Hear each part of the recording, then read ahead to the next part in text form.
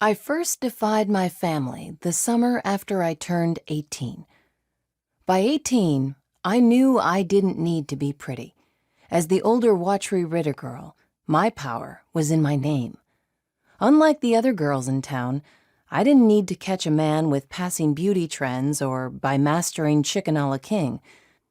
But that didn't stop me from wearing my hair the color of rain-logged corn silk, long and wild past my waist, a small defiance of the pins and plates of my mother and grandmother. Even a promise from John Weslow, a farmer's son, one of the good ones, didn't stop me from tossing my hair that summer in a practiced, casual way to see who might be looking.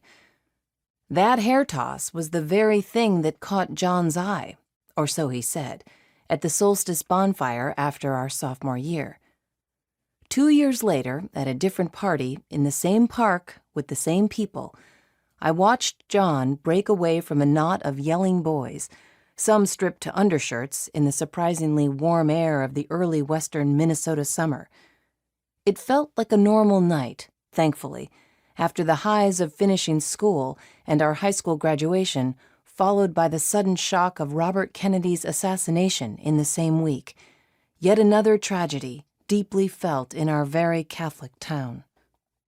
There were a few somber conversations around the park, but overall, it felt like any other glorious start to summer, as Annie, my best girlfriend since kindergarten, and I sipped warm beers perched on a picnic table. We liked to stay on the edge of the fray, where we could survey the hijinks and mating rituals of the Midwestern teen without having to participate. A Doors song floated up to us from someone's tinny old radio as dusk descended into night, and the early summer lake flies were drawn out toward headlights and lanterns borrowed from our fathers. Other boys sometimes looked our way, but they emphatically looked away when John made his way toward me. They knew better than to pick a fight.